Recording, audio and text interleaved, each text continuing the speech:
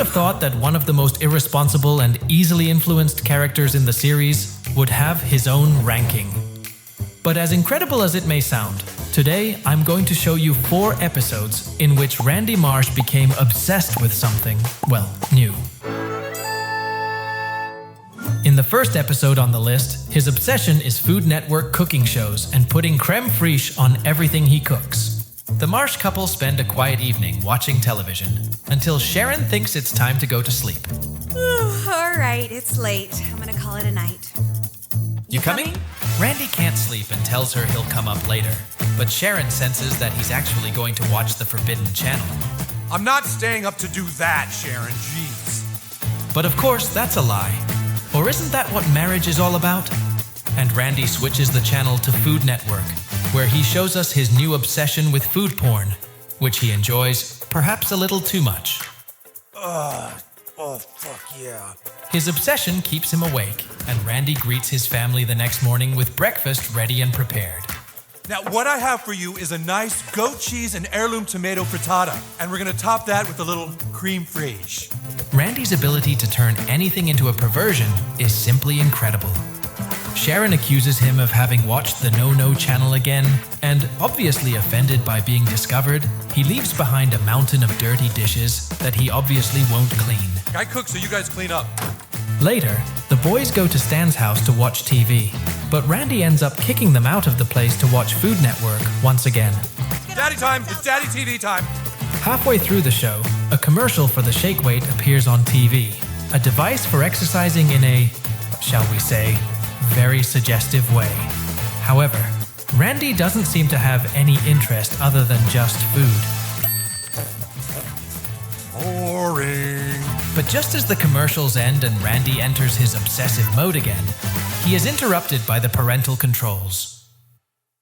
Channel blocked? What the hell? Who would have thought a food channel blocked by parental controls? Randy definitely overcomes any barrier of logic. Sharon makes him confess that he was indeed watching Food Network, and Randy ends up taking his obsession to the next level. Hot calls. I mean food hot calls. To accept, say, creme fraiche. Creme fraiche. As Randy continues a very heated conversation about chicken shallots, Sharon picks up the phone to discover that her husband is beyond saving from his obsession. Randy Marsh! Ah, Sharon! Your time on Food Somehow, Network Hotline. Randy's obsession leads Sharon to think that she is the one with the problem, and that perhaps it is because he no longer exercises. So Sheila Broflovsky gives her a possible solution. There are plenty of things you can buy to help you get a good workout at home. Have you heard of the shake weights? Food channels for self-pleasure and buying an exercise machine to save a marriage are definitely the 2 most incoherent answers to the problems that exist. But what can we expect are the Mars. School, Stan tells the kids how unbearable his father is with his new obsession, to the point of only talking about it. Every day it's Bobby Flay this, Gordon Ramsay that. This morning he was pretending to read Playboy, but he actually had a Bon Appetit magazine hidden inside it. To everyone's surprise, Randy appears as the new cook at the school cafeteria, leaving his old job. I quit! Now, what I have for your starters today is a potato-encrusted scallop with lobster foam. And we're gonna top that with some nice creme fraiche. His father's obsession begins to affect his life, and Stan looks for a way to make everything go back to the way it was. Although with Randy Marsh, as before, it is not anything positive either. Mom, Dad's food sucks and kids at school are starting to get pissed at me. Sorry, Stan, but I need to start doing things for myself. Sharon's relationship with her shake weight becomes much more intimate, and she ends up putting Stan's feelings aside and ignoring what he's telling her. And the best parents goes to... Randy plans to escalate his obsession to becoming a TV chef and starts an improvised cafeteria food show where he cooks healthy food that takes hours to prepare and drives poor, hungry children mad. Dad, you aren't ever going to be a celebrity chef. Quiet on set, please. Once again, his parents' personal interests always come before Stan's. That's when his worried group of friends decide to make a plan to get Mr. Marsh to leave the school cafeteria. And it involves, well, Cartman with a Gordon Ramsay costume. Stan doesn't believe the plan will work, but just then Randy walks in, and he totally believes Cartman is Gordon Ramsay. Who would have thought? Stan, do you know who that is in there? That's the Gordon Ramsay. Randy begins cooking under pressure from a Cartman Ramsay who is consumed by the character. Give up, you wanker! You fucking can't cook for shit! But rather than demotivating him, the insults actually lead him to want to continue fighting for his dream. But now, motivated by Gordon Ramsay. It is not clear whose plan it was, but it is definitely a huge failure. Somehow, Bobby Flay and Alton Brown and Jamie Oliver find out that Gordon Ramsay, who is just a kid in a costume, and no one seems to notice, has an interest in Randy Marsh's cooking. So they decide to put on a show they call It's the Hell's Kitchen Nightmares Iron Top Chef Cafeteria Throwdown Ultimate Cook-Off Challenge. Randy is living the dream as he competes with other chefs to serve the best cafeteria food to hungry kids who haven't eaten in 12 hours. But it all turns into a nightmare when Randy can't find his secret ingredient and heads to the Marsh house to find it. Crave rage! Crave rage! Where is it? Where is it? Sharon meets with her neurotic husband and decides it's time for the talk, or else their marriage might be ruined. But Randy can't stop thinking about cooking. You don't understand, Sharon. I've got Gordon Ramsay up my ass, Bobby Flay about to kick my ass, and the whole world's gonna be watching. I can't sleep. I haven't slept for days. That's when Sharon knows she has the solution and offers her husband to put her exercises into practice with the shake weight, achieving exactly the result they were looking for. That Ryan completely forgets about cooking and gives up his obsession with the Food Network. Now that's a happy ending, especially for Randy. The second episode on the list is when Randy leads a double life as teenage singer Lord and obsessively explores her musical side. As the boys wait for the bus, Cartman seems determined to use something he carries in his pocket to stop anything from bothering him during recess from now on. They're all gonna pay. Every day they pushed me, and if it happens again today, it's going to be the last time. Back at school, Cartman tries to go to the bathroom, but all the toilets are occupied. No, goddammit, no! Who's taking the shit? Tired of having to wait, he sets in motion his master plan to put that discomfort aside, and ends up making the decision that every man must make at some point. Or not. You all pushed me to this! Cartman walks straight to the girls' room, now transformed by his bow on his hat. What the hell do you think you're doing? Cartman confronts Wendy and reveals the reason for his plan. Brown. All right, I need to tell you something, Wendy. I'm transgender. We've already said it once, Cartman is capable of doing anything to get what he wants. Now, this also includes pretending to be transgender. Did you notice the bow? I'm not comfortable with the sex I was assigned at birth, so I'm exercising my right to identify with the gender of my choice. Now get out of my way, I have to take a shit. And once again, he gets what he wants. The girls then accuse Cartman, and he ends up in Principal Victoria's office, where he tries to disprove Cartman's manipulation. You are not transgender, Eric. You don't even know what that means. But she forgets who she's dealing with, and Cartman ends up using some pretty valid arguments. All I know is I'm transgender, and you can't make me go to the bathroom with the cisgengers. The principal ends up having to discuss the situation with Mr. Mackey and Mr. Garrison, and they all come to the conclusion that Cartman's argument is pretty good, and even though they know what he's trying to do, they have to give him what he wants. Meanwhile, in the South Park neighborhood, a reporter is asking a lot of questions about Lord, the teenage pop artist, who for some reason showed up at a party in the Broflovskys' backyard. Well, it's just a little curious, you know?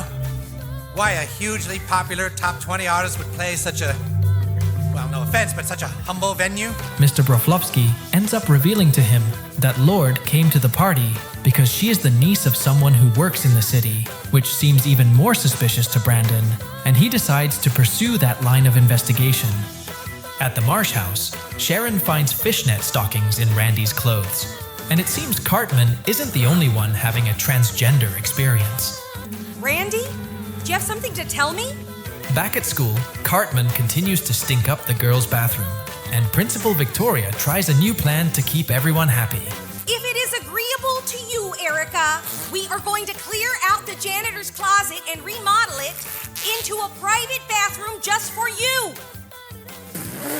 Another great example that not only do Cartman's plans work, but they turn out better than he expects. Yeah, so I'm thinking a water feature here, you know, get the sound of running water and kind of zen it out. Things don't seem to be going so well for Randy, who makes a mysterious call, alerting people about what Sharon discovered. know your wife means a lot to you, Randy, but you can't leave us hanging. You've got the purest shit out there, and it's worth a lot to us. The music producer eventually calms Randy's anxiety, and he reveals that he has a bunch of cash stashed in his wall, profits from the double life he's been leading. At the same time, in the studio, the music producer and his assistant Ron reveal that Lord and Randy are the same person, which is both disturbing and absurd, but it's South Park. He writes the songs, sends us the demos, we futz them, sell them as a brooding 17-year-old girl way ahead of her time, and nobody knows the difference. For his part, the investigator is getting closer to discovering the truth about Lord, and he meets with Peter Nelson, Lord's supposed uncle, who ends up clarifying that he is not her uncle, but that he works with her. She just showed up one day at the office and started filling in for a guy who started working part-time. She's a good geologist. When her music career took off, we thought she'd be gone, but she still shows up, usually right after lunch. Overall, this looks like Randy's most productive obsession of all, and he seems to be really good at it. On the other hand, South Park Elementary Wendy refuses to let Cartman get away with anything, so she dresses as a boy, so she can use Cartman's private bathroom. I want her suspended, and I want charges brought up for sexual harassment. Cartman gets a taste of his own medicine, and Principal Victoria forces him to share her bathroom with Wendy.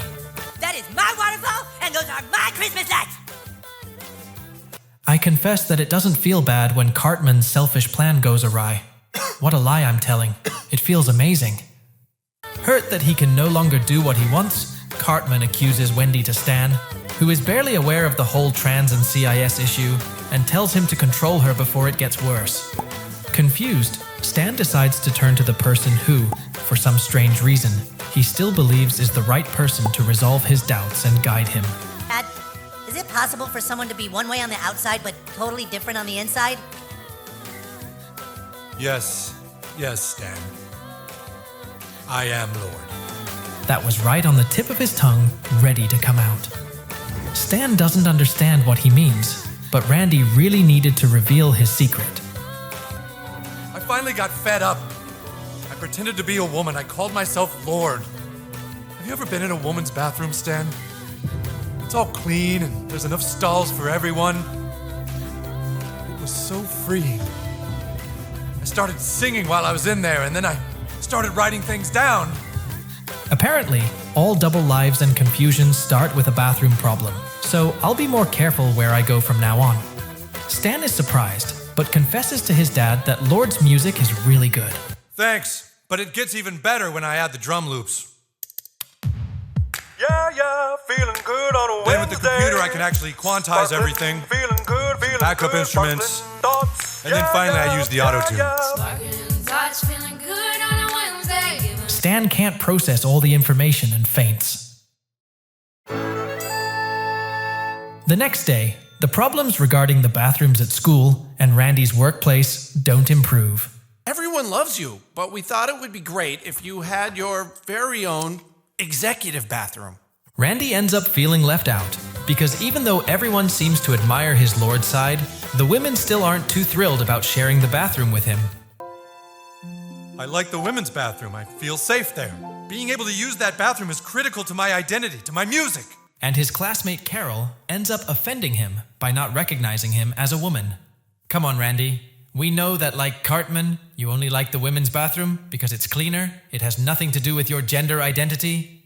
Or maybe it does? While in the adult world, Randy was exiled from the women's bathroom, even giving up music for a while to be himself again.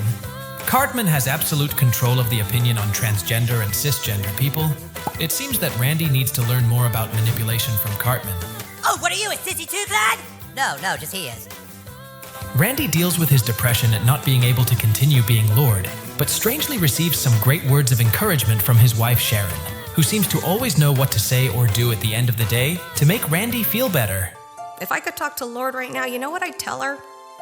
I'd tell her not to let people change who she is. I'd tell her that if people are making fun of her, it's probably because they've lost touch with being human.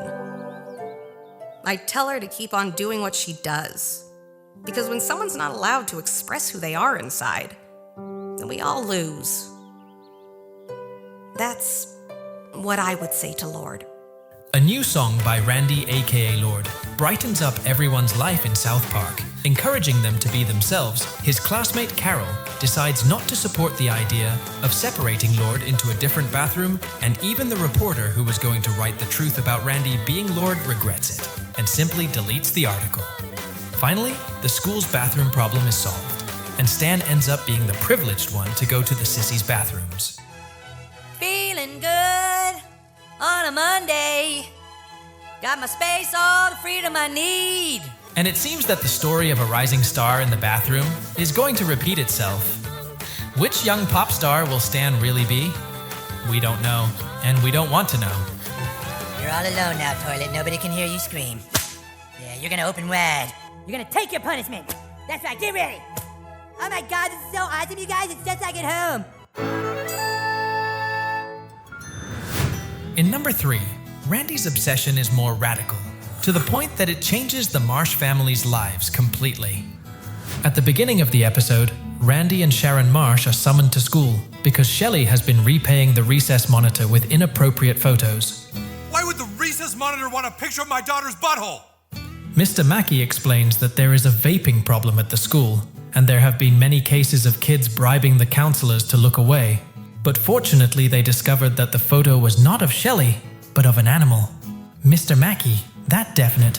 What great newsly makes it much better. I'm sure the school will be saved from the lawsuit thanks to that.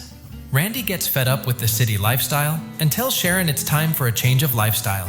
Shut up, Nelson! Let's move out to the country. Go back to simple living when things mattered, like hard work and integrity. After patenting the word tegrity, which we assume meant integrity, but who cares about good vocabulary? Randy keeps his word and moves his family to the countryside, where he starts his own hemp plantation and changes his life completely, becoming obsessed with country life and working the land, naming his farm Tegrity Farms. At school, the boys discuss Stan's change of lifestyle due to his sister's addiction to vaping, when Cartman reveals that Ike, Kyle's little brother, is also addicted to You it. didn't know? The kindergartners are like the biggest vapors at this school. Who would have thought? The kids visit the kindergarten playground and discover that absolutely everyone vapes and sees it as something common. Do you know how hard it is being a kindergartner? We need a break sometimes. Well, you have a point. Jenny, life isn't easy for anyone. The boys discover who the vape dealer at school is, and when they finally find him, they realize that it's none other than Butters. Oh, hey, fellas. Butters? What are you guys doing?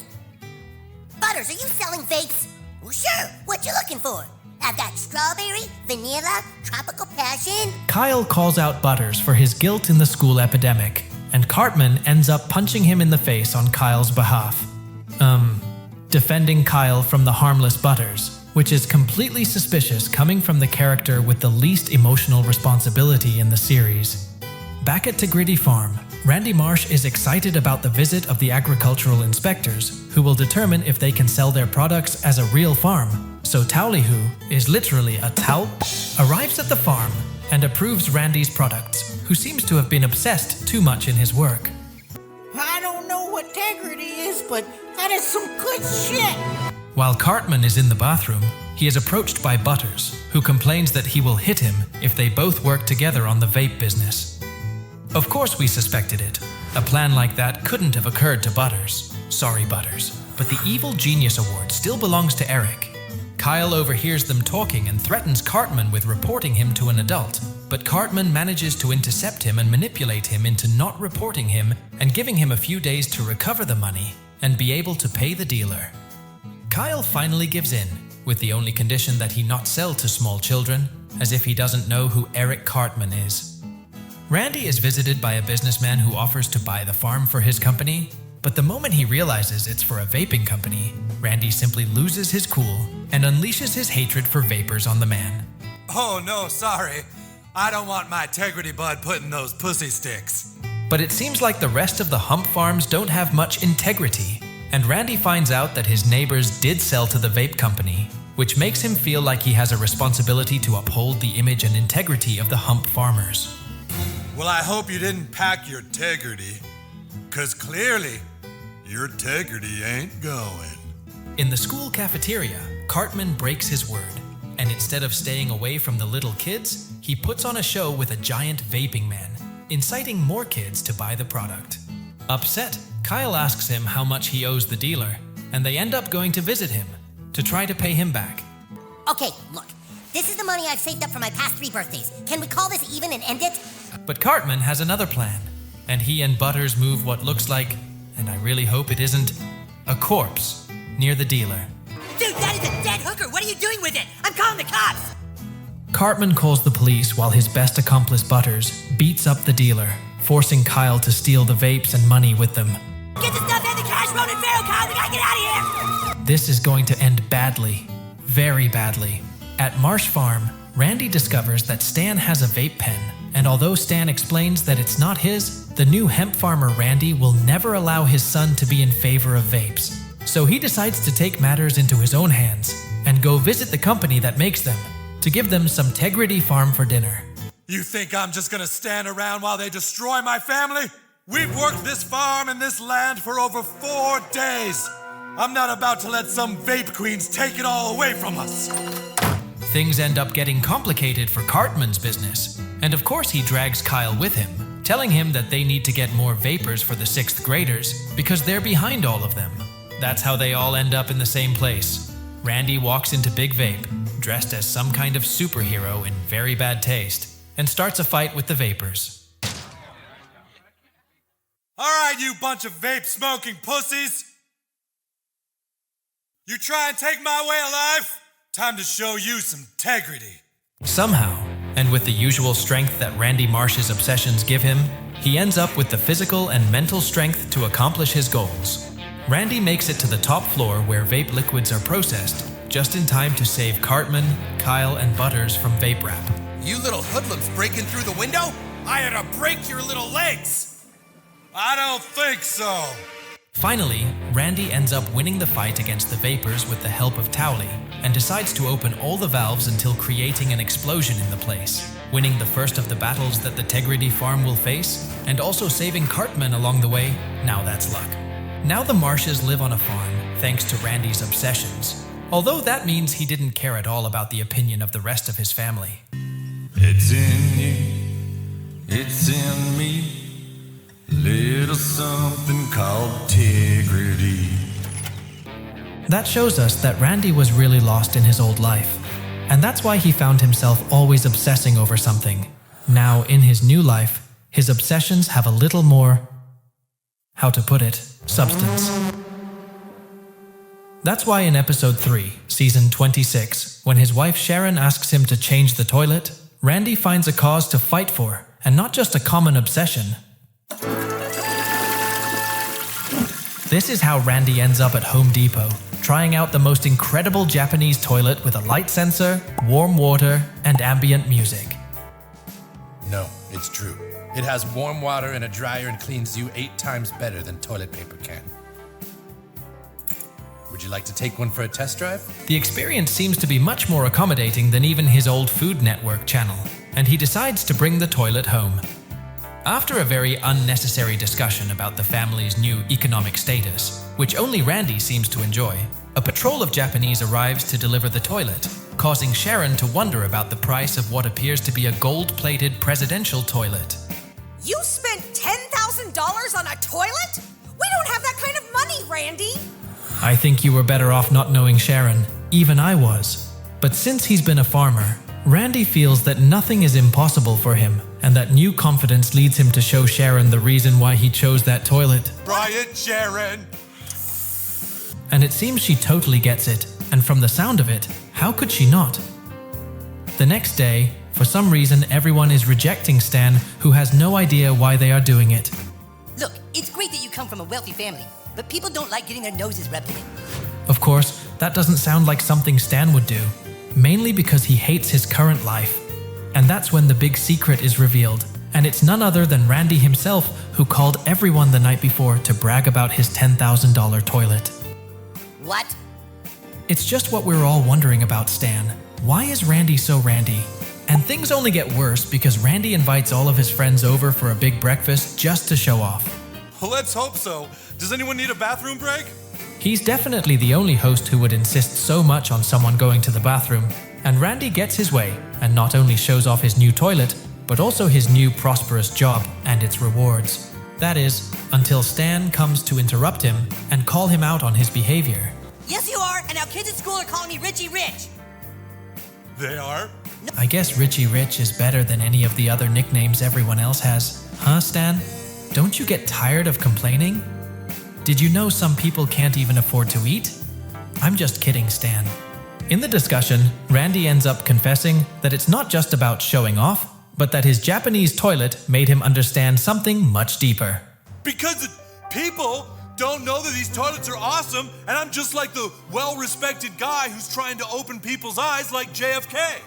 Okay, Randy, if that's the case, I just recommend you avoid cars for a long, long time. Stan doesn't seem to be the only one against Randy's relationship with his new toilet. And when his proctologist comes to visit him, a very shady relationship between big industries that are not happy with the benefits of Japanese toilets begins to uncover. I hate you! I hate you! As we all know, being healthy is the worst business for the medical industry. And definitely for Randy's hemorrhoids to pay for a trip to the doctor in Tuscany, we can only imagine how much he pays per consultation. I never realized you made so much money off my ass. Go on, get! Get! Hemorrhoids aside, Jimmy and Stan have a very important and actually very educational conversation about the power of the toilet paper industry in the United States. Did you know that 70% of people in the world don't even use it at all? For those who said South Park isn't educational, I hope you're ashamed of yourself. Stan understands the interests of the toilet paper industry and begins to realize that maybe, just maybe, Randy is right. Tell your dad to stop. Americans don't want to change their toilets, and they never will. Well, Jimmy, it's too late to regret. Randy decides to make a public announcement. Who would think it would be so easy to speak on a podium in South Park, whether to ban cats or to explain the benefits of having a Japanese toilet? Simply incredible. The point is, even commoners don't need toilet paper anymore. And so I'm suggesting that this town puts all of their... But his newly acquired ideals at Home Depot upset not only his doctor, but something much more powerful that ends up sending him to the hospital. He's in a coma. He's unconscious and just blabbering nonsense. Who would think that the desire to give up toilet paper forever could offend someone? A clear example is that when an obsession becomes an ideal, it is not a good idea for Randy to continue with it. The attack ends up convincing Stan that his father does have intentions of helping others, and now he must follow the legacy. So he ends up seeing his father's proctologist, who is crazed, talking about not taking the blame for what happened to Randy. They'll use their lawyers and their power to make it all go away. Just like they did back when that second grade kid wrote a story in the school paper about toilets 2 years ago. They'll take me out too. There's no stopping them. Well, I guess buying a new toilet is now on the list of things that can end very badly. Stan goes to the only one who has acted coherently with the situation and finds out that Jimmy is the child that Dr. Shelter was talking about. 140 rolls per American per year. Factories pushing out roll after roll while raising Earth's resources. All of this for an unsanitary product that's been proven to contribute to anal fishes. Another exposition by Jimmy highlights the bitter struggle between the Japanese toilet and toilet paper industries. And Stan is convinced that his father was attacked for wanting to make the change, and probably for quoting JFK, so he decides that he will follow his legacy. You might be too scared, Jimmy. But I'm a Marsh. But the same old thing happens. The big industries always win. Randy, who has learned his lesson, decides to stop promoting Japanese toilets over paper, and even makes everyone apologize to the toilet paper industries. We retract what we said about toilet paper companies. They have done nothing but help us, and we're sorry. South Park, everyone say you're sorry.